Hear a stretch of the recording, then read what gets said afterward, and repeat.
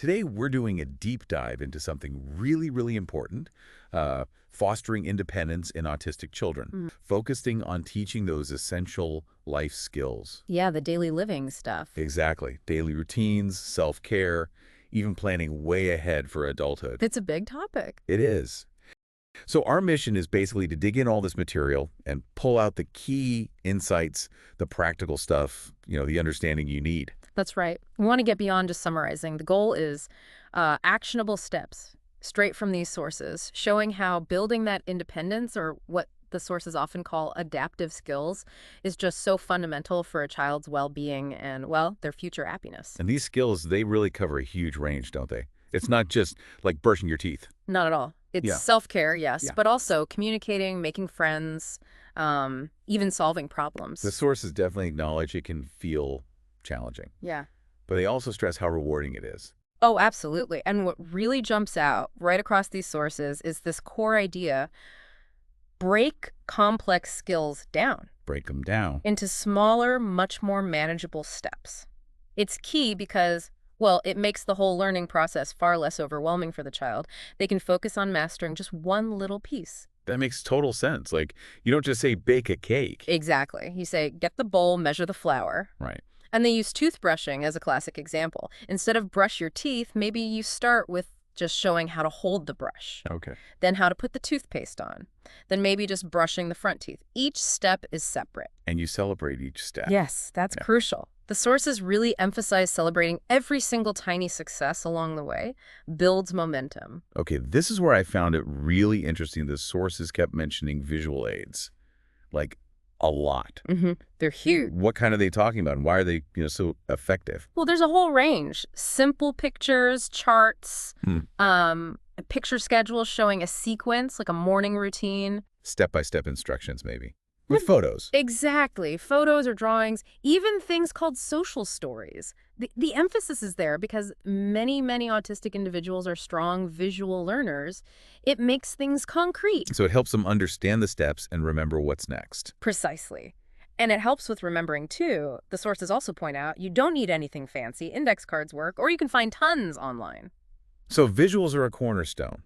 What other sort of key principles come up again and again? Consistency. Yeah. Repetition. These Yeah. are absolutely vital. Right. Routine. Yes, having a predictable daily plan gives structure, security. That's incredibly important.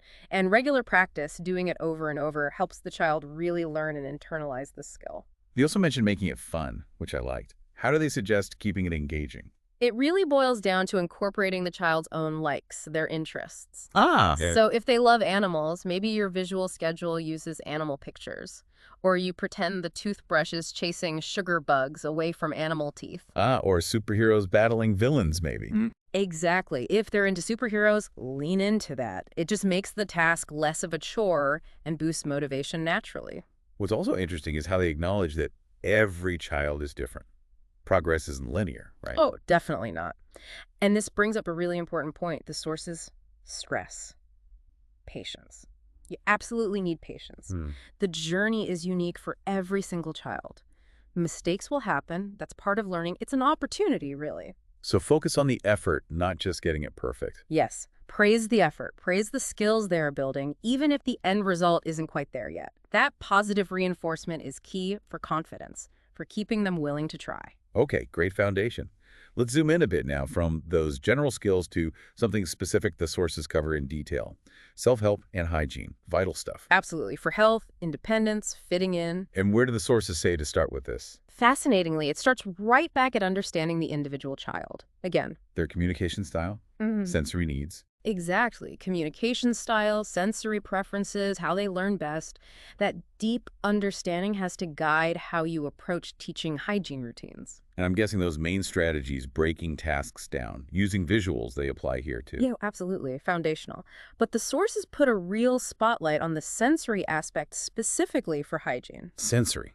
How so? Well, sensitivities to touch, smell, sound, they're really common.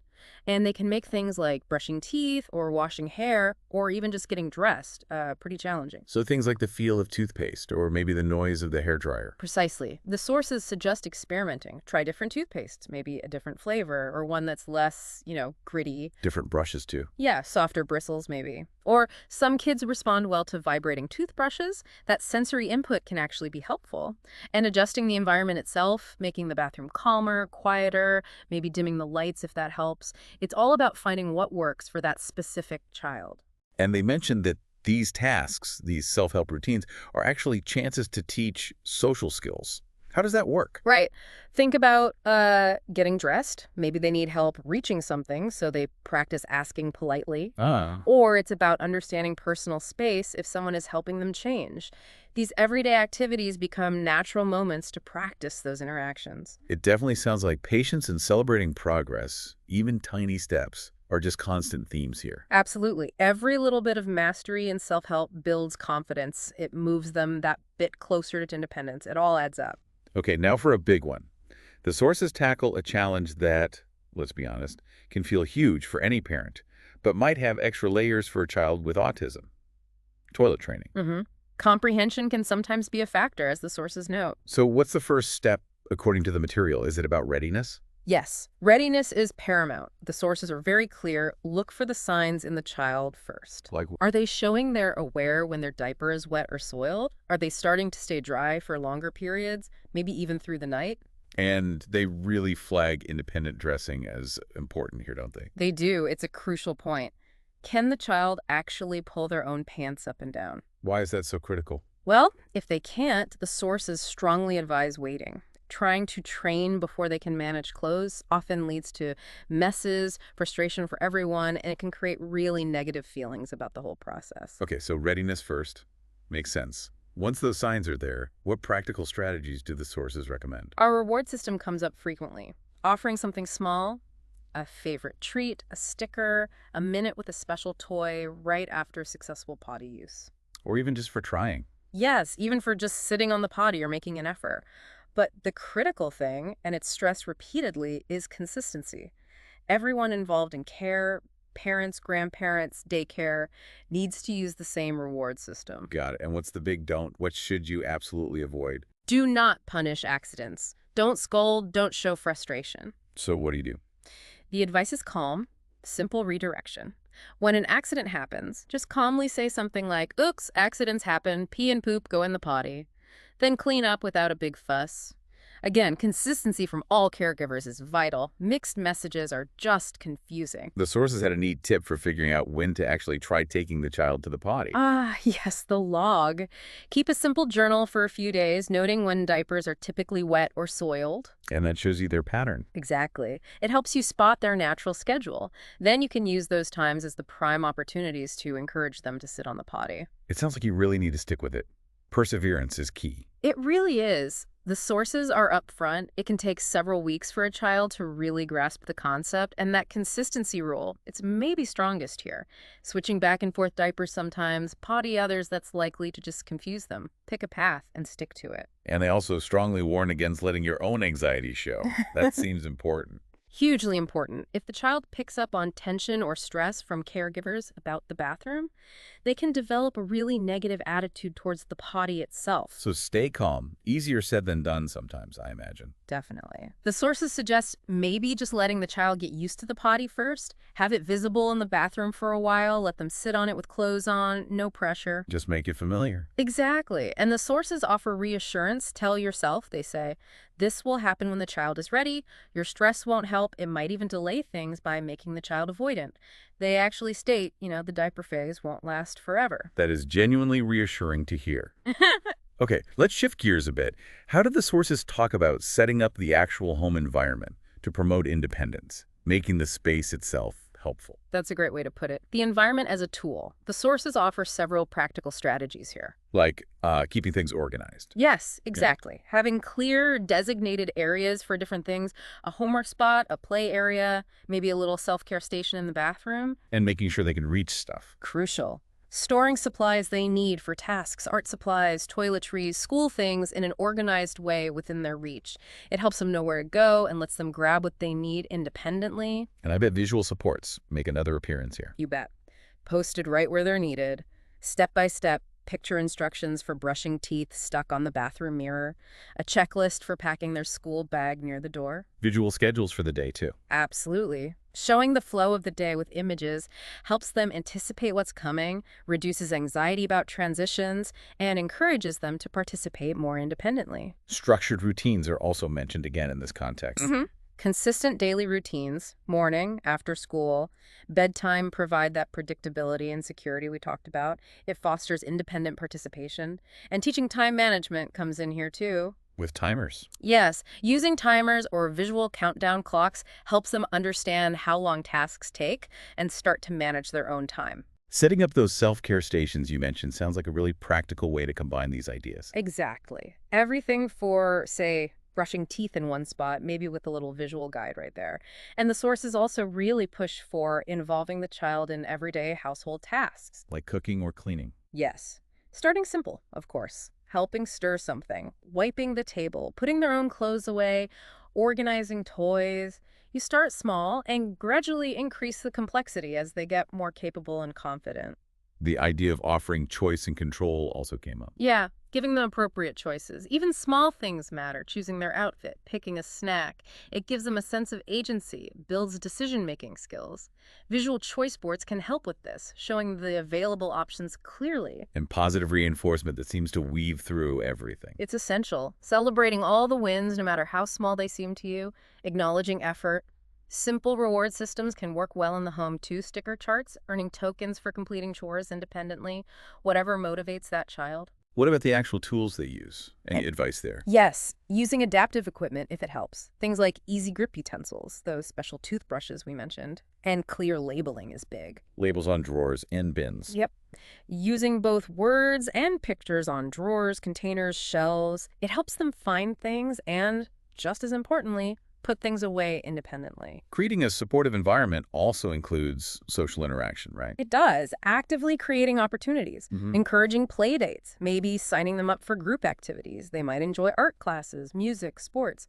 It builds those crucial social skills and fosters independence in interacting with others. Encouraging problem solving is mentioned too. How does that fit in? It's about resisting the urge to jump in and fix everything immediately. Give them a chance to face a small challenge and try to figure it out first. Offer support, obviously, when they genuinely need it. Maybe role-playing scenarios. That's a great technique mentioned. Role-playing different social situations can help them practice how to respond and build confidence for when real-life situations come up. And finally, fostering a growth mindset.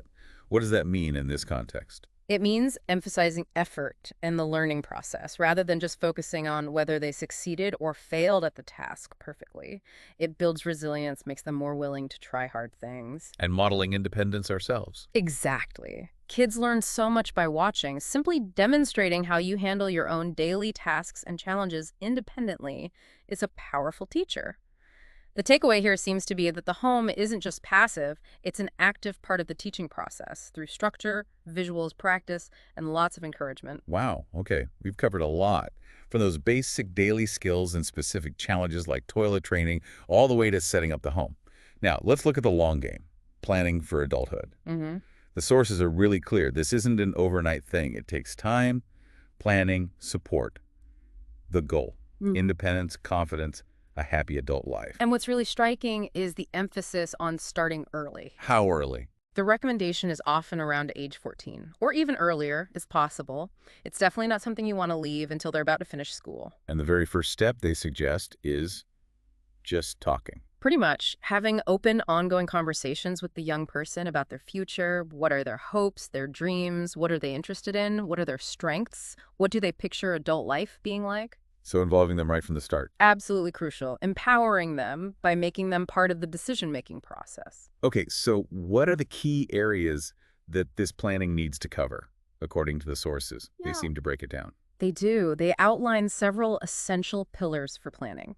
First, education and training after high school. What are the options?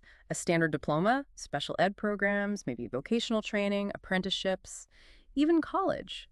It involves working closely with the school on their IEP, their transition plan, focusing not just on academics, but those vital life skills too. Okay, education. What else? Employment. Exploring different possibilities, supported employment, maybe internships, volunteering, perhaps even starting a small business based on an interest. Teaching job readiness skills is key here. Time management, communication, following directions, and advocating for accommodations, finding inclusive employers. Makes sense. Then, independent living skills. This loops back to things we discussed, but for adult life. Cooking, cleaning, managing money budgeting is huge personal hygiene.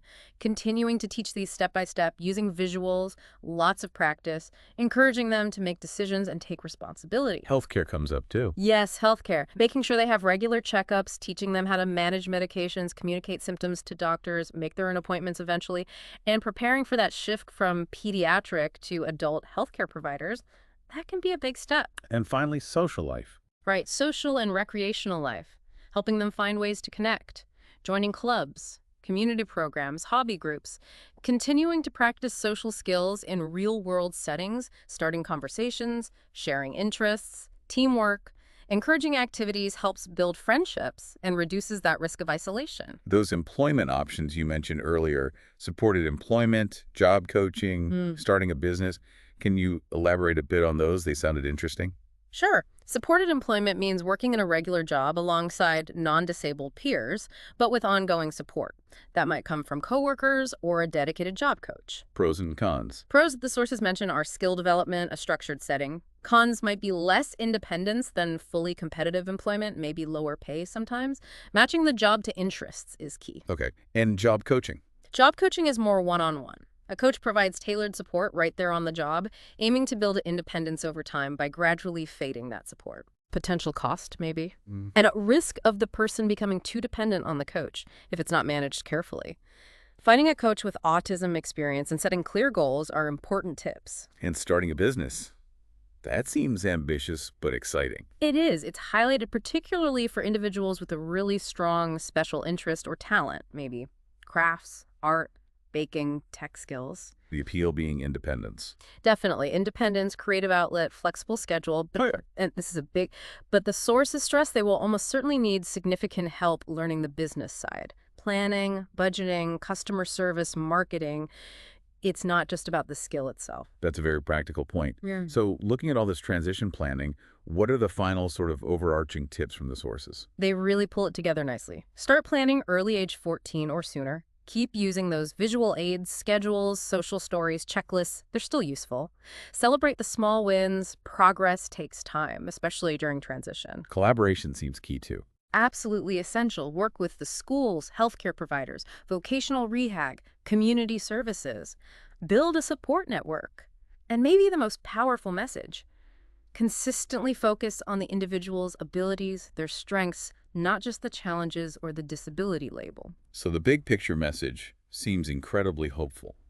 With the right planning, tools, support, encouragement, autistic children can grow into independent, thriving adults.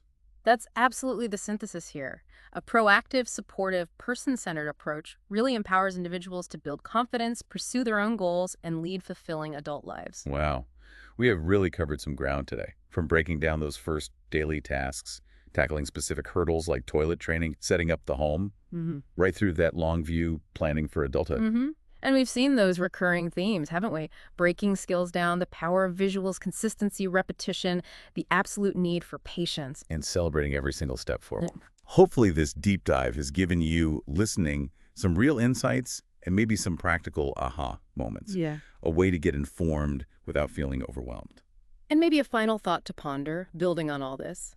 Given that fostering independence isn't just about the individual skills, but so much about the environment supporting them, what steps can we as a broader community, think schools, workplaces, public spaces, what steps can we all take to create truly inclusive environments, spaces and opportunities that genuinely allow independent adults with autism not just to manage, but to thrive and contribute their unique talents meaningfully? That is a powerful question to end on. Thank you so much for joining us for this deep dive.